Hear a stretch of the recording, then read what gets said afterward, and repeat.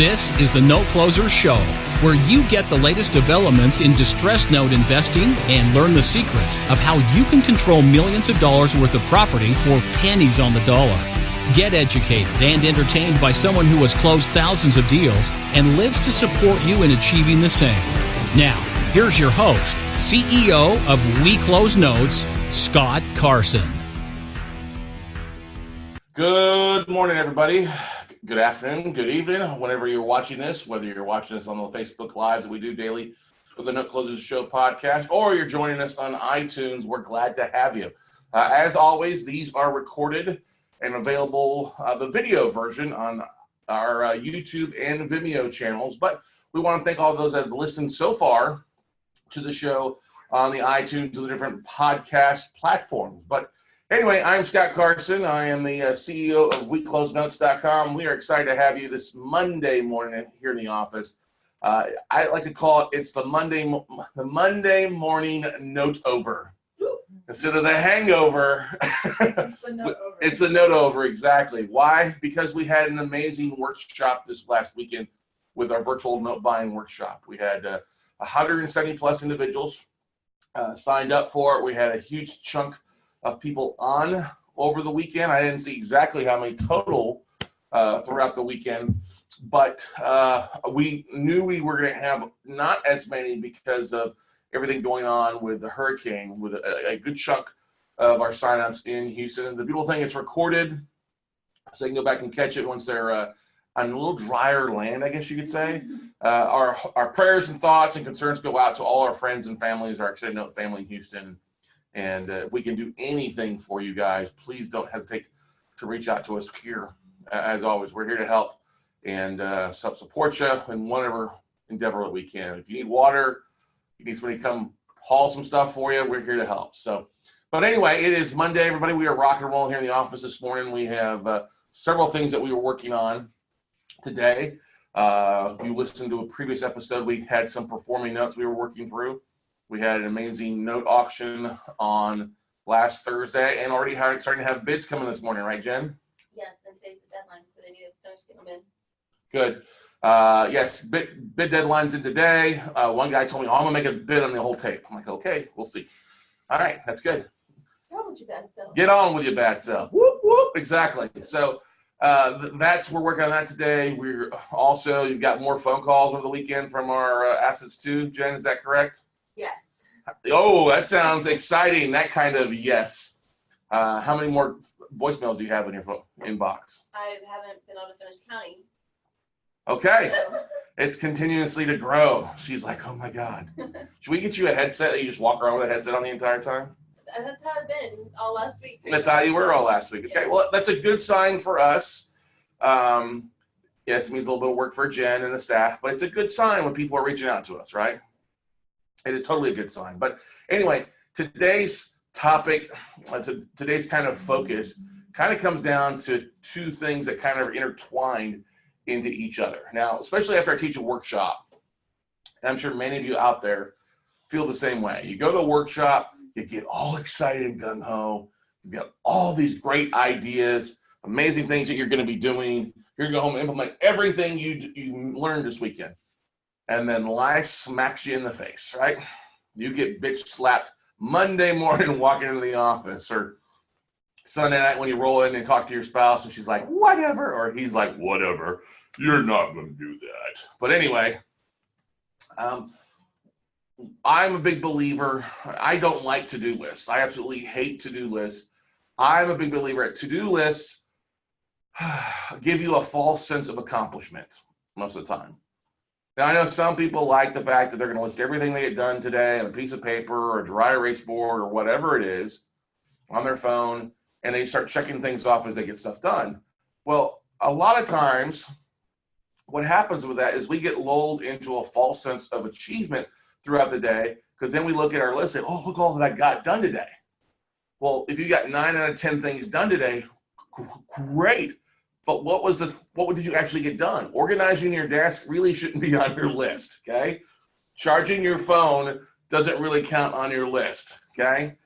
What were the three, or out of those 9, 10 things, what were the most important things that you should have gotten done today that would have either driven revenue into you, helped you close deals, help you find more deals, or help you raise more in funding.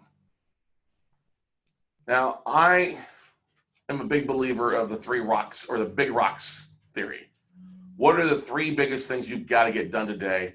And I'm a big believer that everything else falls into the other categories. They just get done. Either get done after work or they get done in between. As long as you focus on the big rocks, you'll see success keep going forward. But many people focus on the small rocks. They focus on the little things that eats up their day, and then when they get around to tackling something big, it's already too late, it's past, or they don't have enough time to get it accomplished, and get it completed successfully or to the best of their abilities. It's like procrastination. Oh, I'll get to that later, but I first got to fold all my clothes, or first I got to go and I got to make sure and get this done. All right, this is important. I got to organize all my file folders. Ugh. Jen's like, I want to come into your office and organize your office. I'm like, yeah, no, don't worry about it. It's fine. It'll get cleaned. We'll get organized as we need it. We don't need it being done. We need those phone calls taken care of first, right? Yep. So, and I'm not bashing anybody in my office. I'm bashing anybody. It's just, hey, everybody feels that way and gets to that point. Me, I'm like, okay, I'm organized. Okay. Notice the laugh came from her. I know where my piles of stuff are. There is a method to my madness. Not quite chaos. Come on. I have you guys to be organized. I have my stacks of crap on my desk pretty much, and my noise buttons. All right. The beautiful thing is a lot of people focus on their email being a big rock, and that's not necessarily the right thing. An email can be time-sucking vampire from you. Like, I don't usually check my email till after lunch. I mean, I'll check it first thing in the morning. Once I roll into the office, I check it. There's actually, I purposely don't have half of my emails go to my phone, because after hours, I don't want to be bogged down looking at email a little bit. Once I leave the office, I try to shut it down. Now, yes, I look at social media, I look at other things on my phone when I'm at home, and I'll post occasionally, but most of the time I try to avoid the electronic leash, I guess you could say, that a lot of us dive into, okay? Yeah, I'll play games on my phone, but whoopie-doo. But anyway, the big rocks, going back to what I'm trying to get at, is if you focus on the big rocks, you'll get more accomplished and you'll be more successful going down the road. Now, obviously, a lot of people, if you go to a workshop or go to a seminar or a convention, you walk out of there, you got these list of items. You may not know exactly the best way to kind of sort them out, okay? Now, especially as you're a new entrepreneur, especially a new note investor, a new real estate investor, you often feel like you've got to get a lot of things done, okay? And I want to really reiterate the fact of get something done. Getting something done is better than getting nothing done. And I call that the theory of unfinished bridges, okay? Now, if you're watching this live, you see behind me, I have kind of a little mountain drawn up here, okay? Now, if you're listening to this, just the audio on iTunes or the podcast, stuff like that, what we have is most people are standing on one cliff, okay? And your goals are on the opposite cliff. Imagine Indiana Jones and the Temple of Doom, okay? You know, at the end where they had that rope swing and he's standing over the gators, okay? Well, most entrepreneurs are like that. They're on one side of the cliff. Financial freedom, money, whatever, is on the other side of the cliff, and they don't have a bridge to get there, okay? So they start building bridges.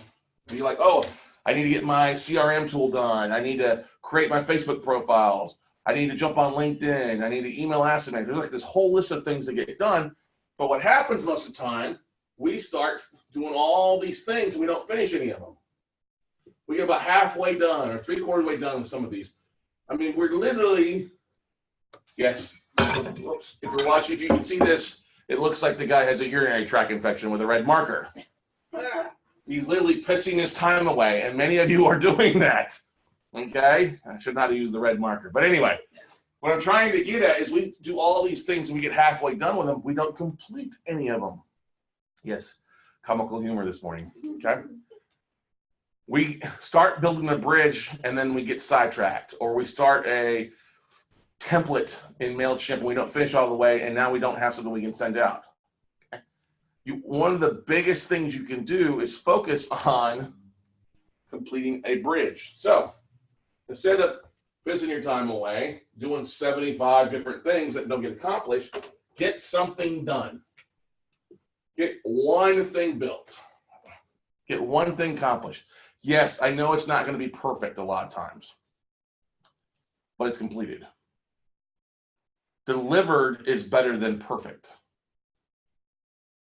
Because you're going to get better every time. Let's say it's just sending out your first email out to your database. Okay, first email to your database.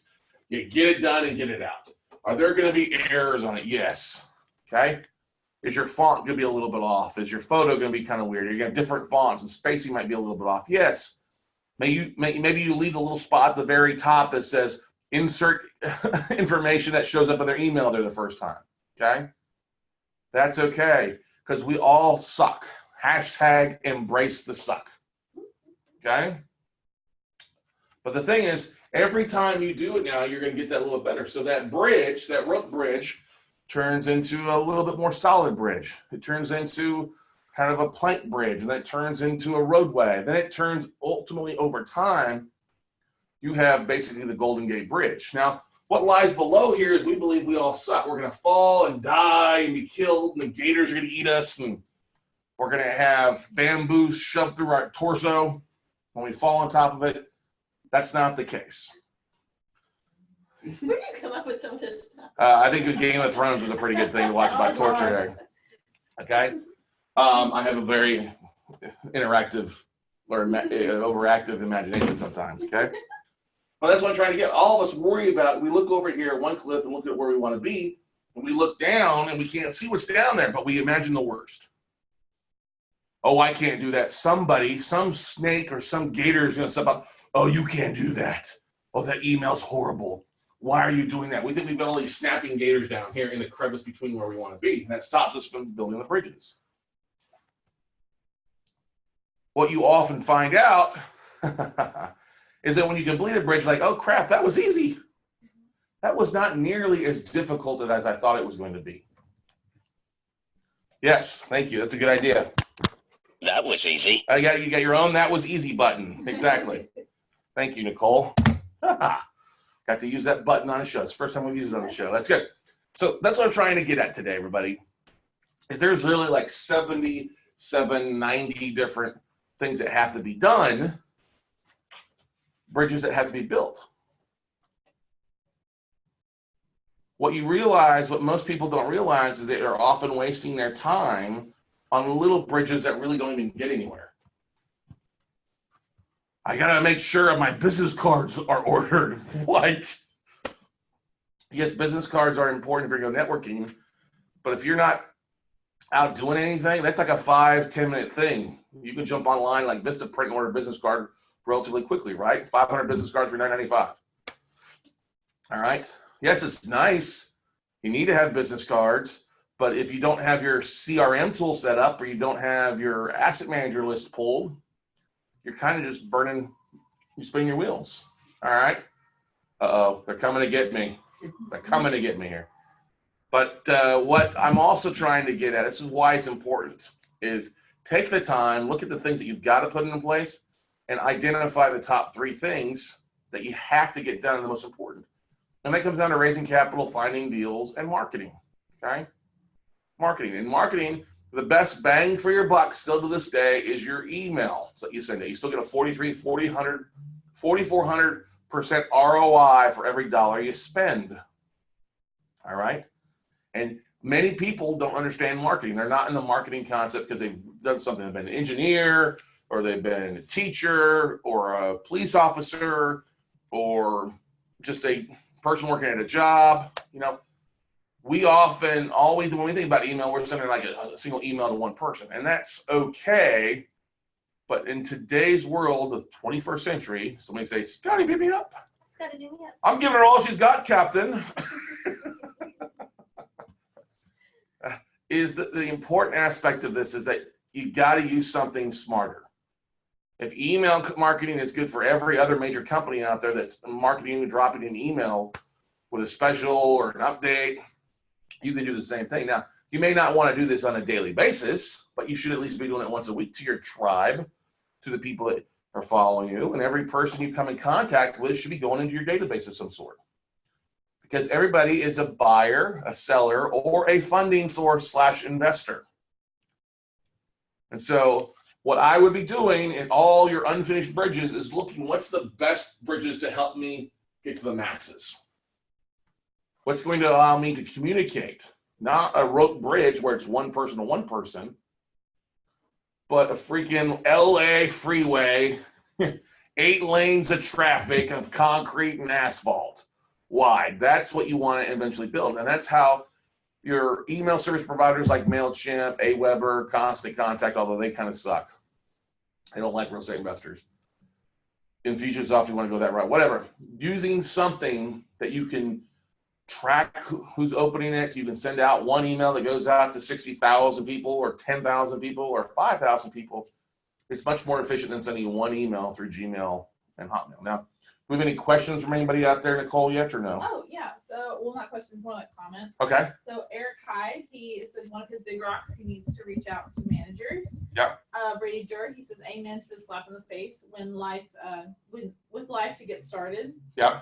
And Eric also sent out his first email. He said it sucked, but he did it. Yeah, so Eric's done a really good job taking action. And Brady Durr, the mortgage medic out of Fort Worth, has done a great job too. Now you have some things in life that are kind of bitch slapping us in the face these last couple weeks, right, everybody? Mm-hmm. 2 big things. Damn that Harvey. Okay. And you've also got a lot of people sending kids back to school. So you've got kids drama and all that good fun stuff. Okay. All right. Those are easy things to get people sidetracked. All right. What's so funny? Did I say something funny? Oh, no, we're just kid drama. Kid drama. We're just talking about kid drama. Kid drama. And I'm not, hey, there's a lot of people having kid drama out there. Okay. Ain't no thing but a chicken wing. All right. That's easy to get to. This is why it's also important to kind of block out your schedule a little bit. That's why I tell you, hey, focus on the big rocks. Because if you've got stuff that pops up, if you're not getting the big things done, those things will grow and fall behind the 8 ball relatively quickly. Okay? Very easy to fall behind the 8 ball quickly with things if you're not focused on stuff. And look, sometimes you can't help it. Hey, our good buddy in Houston, they've got water in their houses. They can't do anything right now. I mean, that would be kind of funny if they're sitting in 6 inches of water writing an email out. That would be an interesting image. My house is floating away, but I'm watching the virtual workshop. All right, that would be funny. That's actually not very fun. Sorry. Humor. Trying this morning. Trying. It's the note hangover. No, I'm just joking. So this is what I'm trying to get at, everybody. You're looking at different things. Yes, there are some basic things that you've got to do to get rock and roll. Obviously, if you're brand new, you've got to get an LLC started if you don't have one. That takes about an hour phone call with Laughlin and Associates.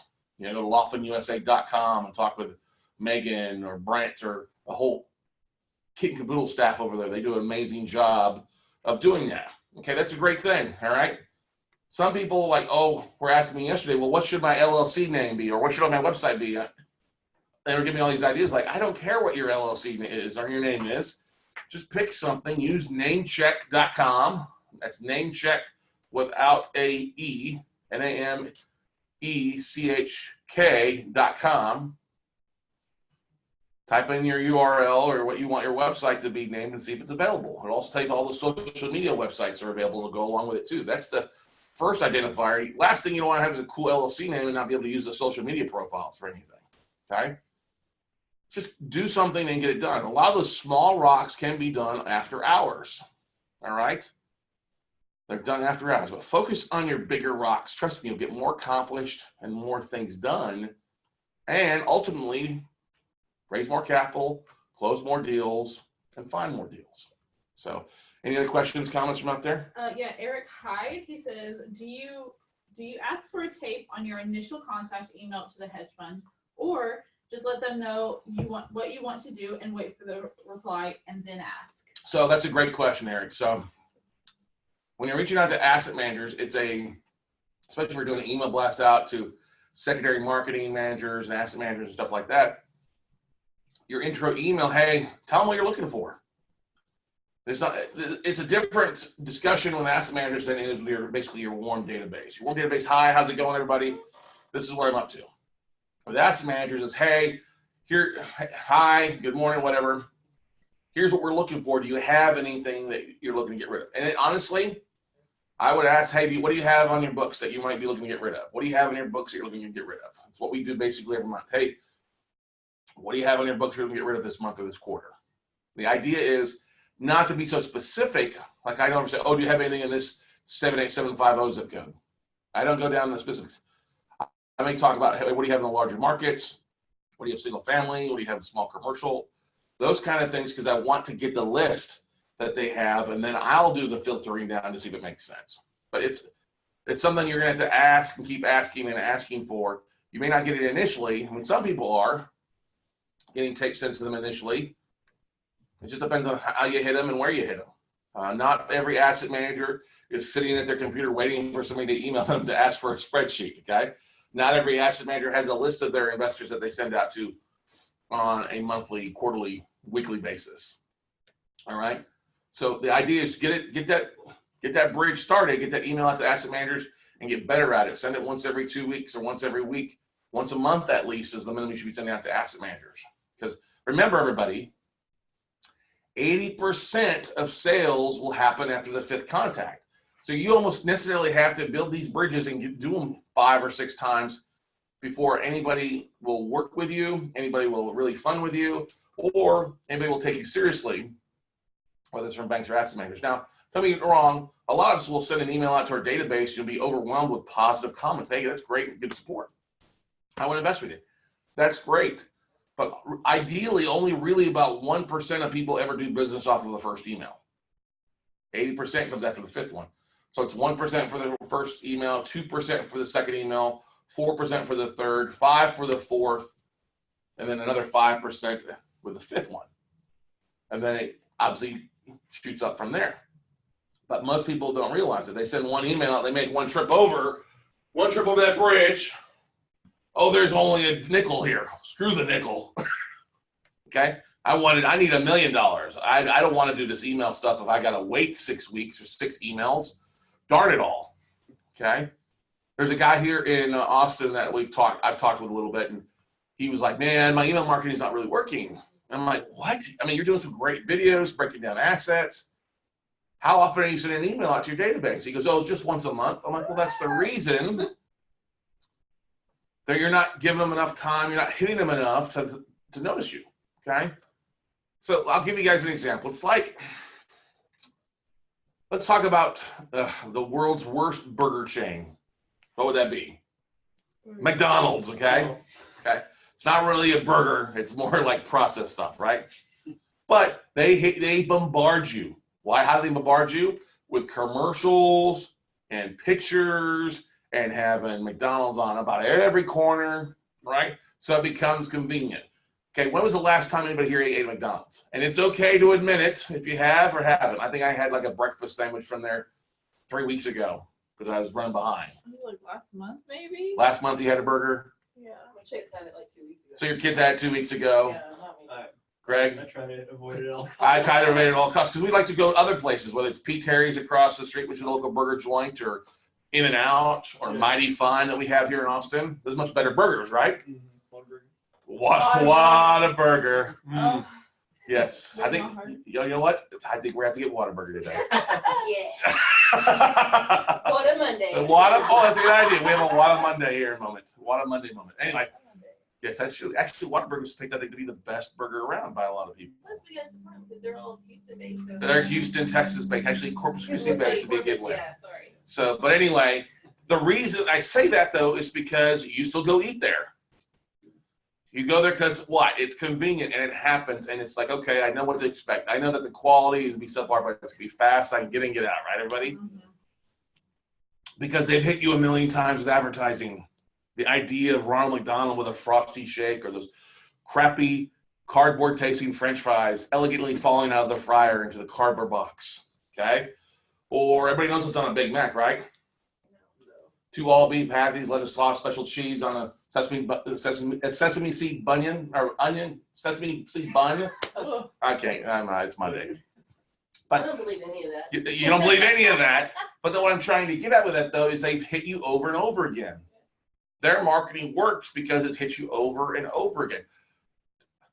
Super Bowl ads is a great way to put it. Now, some companies will only do like one major ad, one major launch, like Apple or something like that. That's great, but they've already got a bigger name out there. Other companies do ads every commercial, especially if you're watching a football game or college game this weekend, because football season starts again this weekend. Yay, go Longhorns. You're going to see food commercials every minute. Domino's, Papa John's is a great one, right? mhm. Okay, they hit you with advertising. They're making that bridge every freaking time now, so that what they're doing though, they're standing on the other side over here, and they're building bridges so you can walk back there and order their pizza or get their gold and go back with it. That's what I'm trying to get at, everybody. You have to start thinking of yourself as a Starbucks, as McDonald's, as a Papa John's. You have the same tools that are available to those companies with your emails and your social media websites.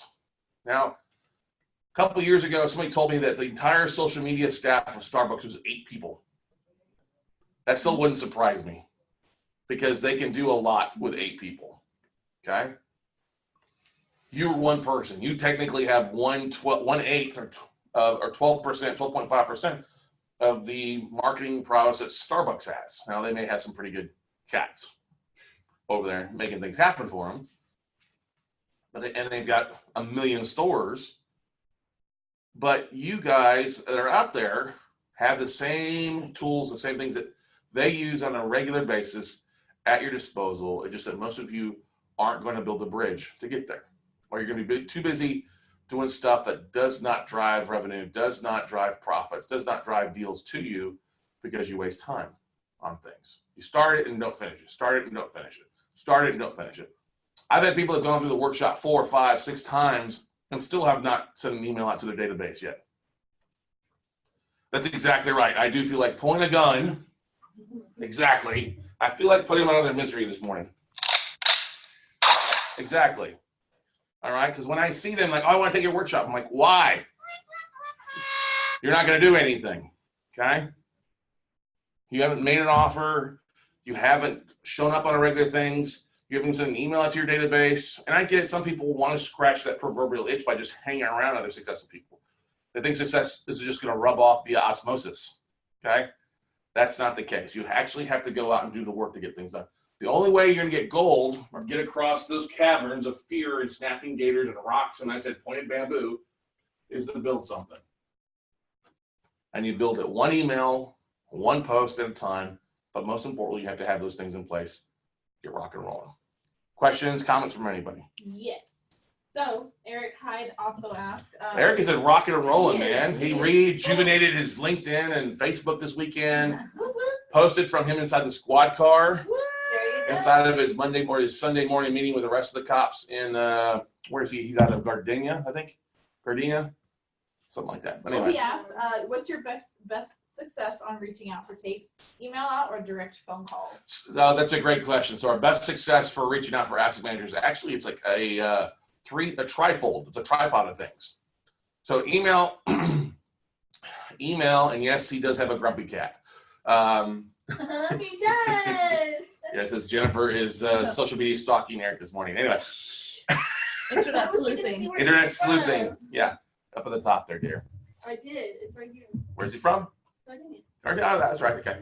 So the 3 best ways to find asset managers when it comes to building bridges is obviously an email blast is the first thing. Okay. Second thing would be to jump on LinkedIn and see if those individuals or the bank that you're calling have the same people on there or similar people you can reach via LinkedIn directly with an email or a contact request. Okay. Thirdly, then I would follow up with a phone call for those that opened your emails and you connected to. Because that's right there is you're 3 out of, you're literally, since business happens 80% of the time after the 5th contact, you're already 60% of the way to being the 5th contact. Now, one of a multitude of things will happen with those. 1, they'll either, yes, I'm the right person. 2, no, I'm the wrong person, but call this person. Or 3, please stop calling me.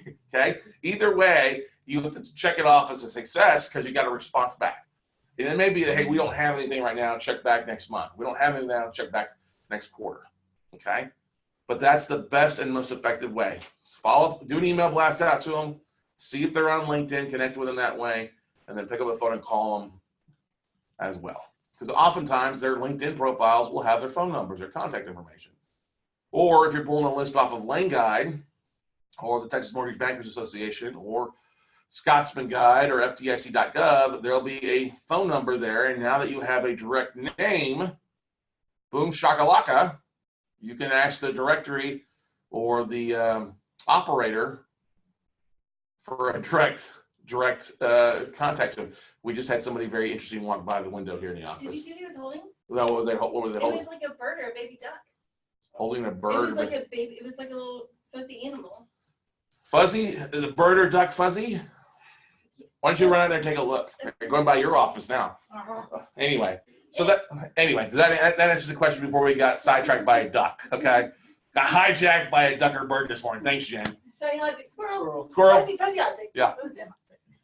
Brady Durr, he's Whataburger, only to be topped by Dairy Queen. They're the bomb. No, Texas stop signs are okay, but they're not the best.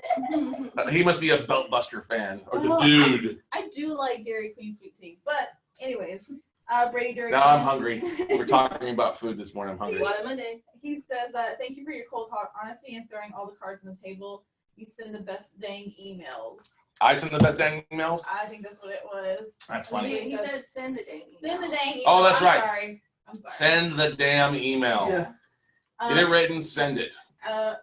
Eric Hyde, his wife has the grumpy cat. Oh, He made that very clear. his wife's grumpy cat. Wife. He's holding a lemon drop. Okay.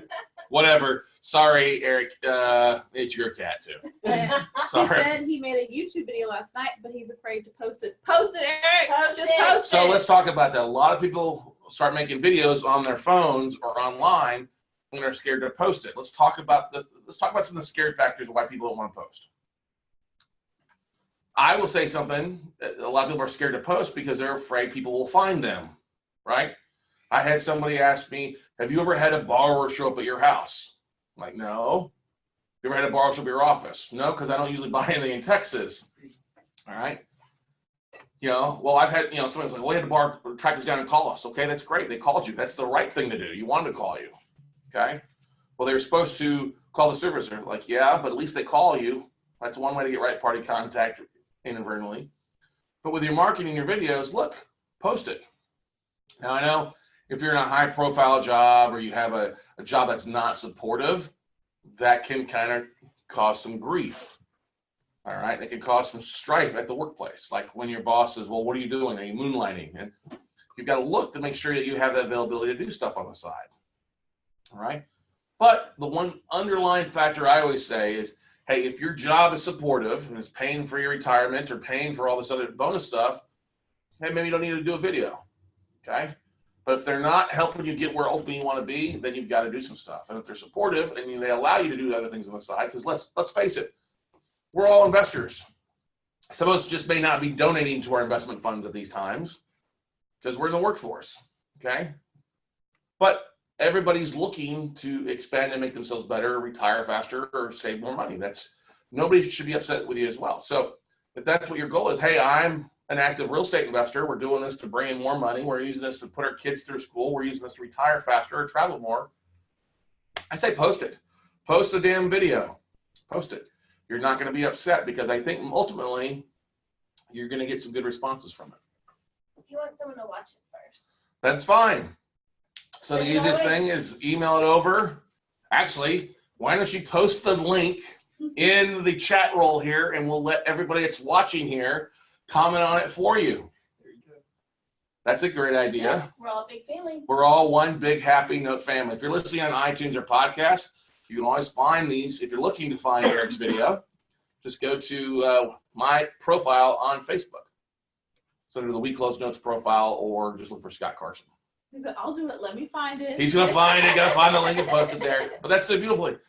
Honestly, that's the great thing about it. This whole kind of note market or the note niche because everybody's usually pretty supportive. Now, if you're on Bigger Pockets and posting stuff on Bigger Pockets, not everybody is as friendly there. There's a lot of people that are haters on there that don't do anything. They're just negative Nancy's. They get kind of jealous because A, they're not closing deals, and honestly, they're just peanut butter and jelly. Just peanut butter and jealous. How are we doing on time? Let's see.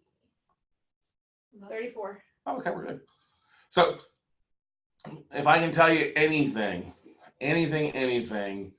try to keep your to-do list to 3 throughout the day. After an event, let's try not to be more than 10 or 15.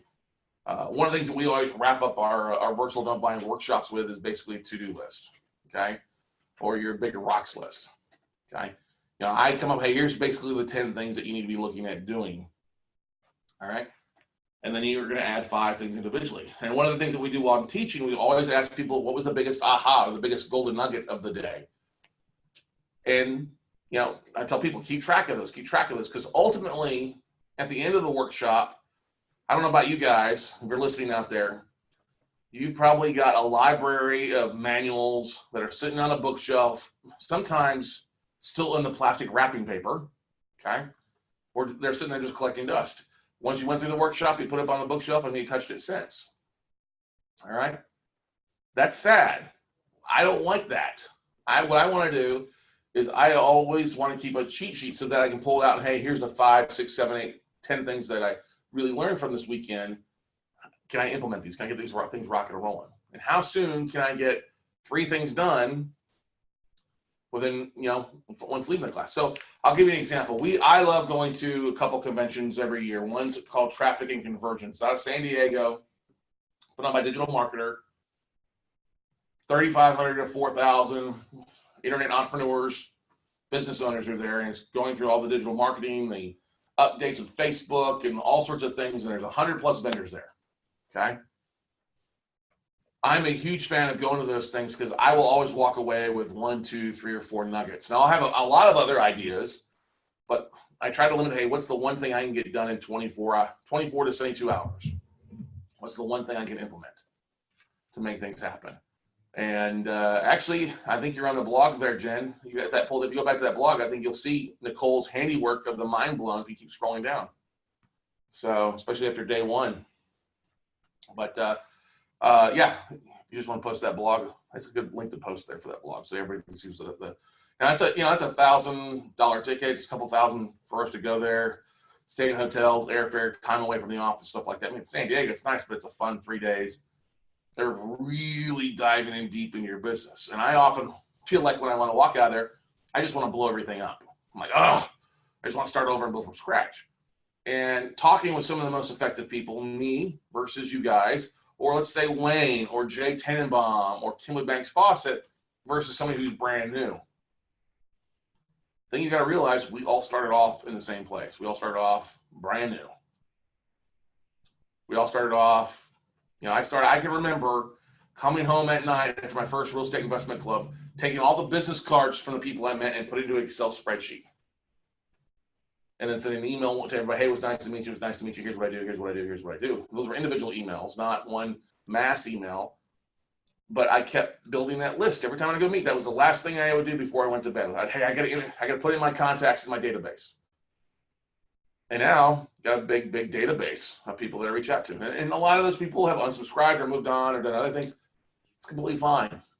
What is funny, though, is I'll run into people that I haven't talked to in years. I'll give you an example. Just the other day, I was walking down the hallway here in the office, and we work at an executive offices building. So there's 50, 60 other entrepreneurs in here. I'm walking down the hallway, and lo and behold, coming out of an office just 2 doors down is an old realtor that I used to work with. Actually, my ex-wife used to be an assistant for. Okay, a lady named Reba Saxon. Okay, I think Reba's still a realtor with Keller Williams here in town, but she was also an instructor now. And I've kind of kept up with it a little bit, but have I bought houses from her? No. We networked, yes, but I haven't talked to the lady probably in 5, 6, 7 years. And she's like, I was like, Reba? She's like, Scott Carson? So hug, hey, how's it going? She's like, I still get your emails all the time. I still read everything you do. I need to get with you because I got some money to invest. Bingo. All right. The one biggest thing to realize is that people that don't want to work with you, that people that aren't going to be supportive are probably going to unsubscribe after they're being ugly. Okay. And it is what it is. You just let it go. You kill those people off, focus on building your bridge. You throw them off the bridge like Indiana did to those people that were trying to kill them in the Temple of Doom. And you keep rocking and rolling. Okay. Any other questions, comments from anybody? No? So, look. He's uploading his video. Oh. All you got to do is put the link there, bud. Copy the link over. But anyway, so the big beautiful thing I can tell everybody out there if you're listening is kill your to-do list, focus on the big rocks list. What's the most important 1, 2, or 3 things you could do today to further your business further along, to push it further along than where it is today, okay? It's important to do that because you'll be happier. And yes, I know some people are like, well, if you never focus on the little things will build up. Yeah, at some point they will build up. So you come in on a Saturday, knock out all the little things. Or you do all the little things after hours. You stay an hour later or 2 hours later to get stuff done. All right? It's important to keep in mind that stuff. So anyway, a little bit tonight, with it being Monday night, those that are listening to this, it's probably going to be on iTunes. You can go check out the replay when you listen to this. But tonight's Note Night in America. All right? Today's topic, I think a lot of people are going to like, is the 11 biggest lies in the note industry. Do you guys like that little Jim Carrey thing I did from Liar Liar? That was not too bad. I put that together in like 2 minutes. Not bad at all. It took longer to get the THE vertical versus horizontal than anything else, okay? But the 11 biggest lies in the note industry. Now tonight, or on the replay, you guys are watching it, out there that are on iTunes and the podcast, is talking about the 11 kind of, I won't say lies, falsehoods, people that say one thing and end up doing another in the note industry. And we're talking about that. Some of the things could be, hey, servicing. It could be a specific seller. It could be funding talks. 11 biggest lies in the note industry is what we'll be talking about tonight at 7 o'clock Central Standard Time. Highly recommend you check it out. We'll put the link in here into the Facebook comments so you guys can RSVP for it. As always, if you're listening to us on the podcast, on iTunes, anything, Stitcher, Google Music Play, whatever, you can always find the replays of our videos at the website, weclosenotes.com, or you can always go to our Vimeo account, vimeo.com, vimeo.com/weclosenotes, and download all the 700-800 videos that are on there. So lots of great content there for you. Questions, comments? Patricia Daniels, she says, "Hi Scott, I began marketing to asset managers and received a couple of tapes. I have a huge fear of sending offers for the wrong amount. I've reviewed your videos and wrote down how to stair-step pricing method, and I reviewed how to calculate 33% of the UPB. I received a tape and they want bids on a loan level. How do I do this? Seems like I never feel comfy enough to get past this point." So loan level pricing is very similar. That's just a bid for each asset. That's normal, okay? What I'd highly recommend you do is drop me an email with the spreadsheets or the tapes, and I'll schedule some time we can visit and talk about them, okay? Because that's not hard. I mean, the stair-step method is pretty normal for non-performing notes if they're not going to give you any pricing. Contract for deeds are pretty normal, somewhere around mid-30s of unpaid balance. The biggest thing to look at, and I know what Patricia's talking about, the fear of submitting a bid and it really being accepted or you overpricing, okay? The idea is that you've got time to do due diligence on these assets after the bid is accepted as well. The idea is you want to get an indicative offer in to see if you're in the ballpark to start playing ball. So drop me an email. Somebody give her my email on there. Figured you did, Nicole. Thank you. Mm-hmm. And let's schedule a time this afternoon or tomorrow morning to talk about it. Also, they're talking about the link for tonight's Monday Note. They said that it still takes us to the performing deals thing that you were talking That's about. fine. It's not a big deal. It's the same link. Yeah. Should be the same link. It's a same link that does it in there. I just have to adjust it, edit it in Zoom. So it should still be the same exact link. Go ahead and register for it. As long as it allows you to register, you're fine. You'll be registered for it. So cool. That's it? Yeah. Awesome. Good stuff then, everybody. Well, then I think we're at a good point. Unless there's any other comments, like I said, if you guys have a tape that you get in from calling asset managers and you want somebody to look over with you, feel free to email it to me. We'll be glad to tell you, hey, this is a real tape, or hey, no, this is a good tape. Heck, we may even be saying, hey, we want to buy some of those assets to help you out. So keep that in mind. You don't have to do this alone. And we'll go from there. Is that the link that pops up there, Jen? Mhm. What's it say? It's saying for August 28th at 7 p.m. On the link that, So it's probably just what it is they're cookies. That's got to be what it is, because it's the same link. It's just that I went and adjusted it now. I'm trying to make it easier for people. They only have to register once to be able to repeat the webinar on a regular basis. So Tim Simmons says it does not allow us to register. So Tim, it may be your cookie, so definitely go in and clear those and then retry. yeah, click on the link that I just posted on Facebook.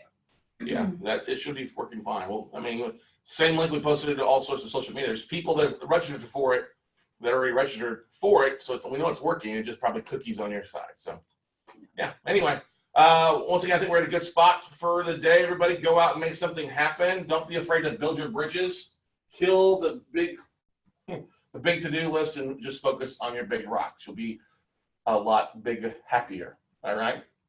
Much happier is always easier and much more productive. So look forward to guys seeing you all at the top, and we'll see you guys out there. Have a great day, everybody.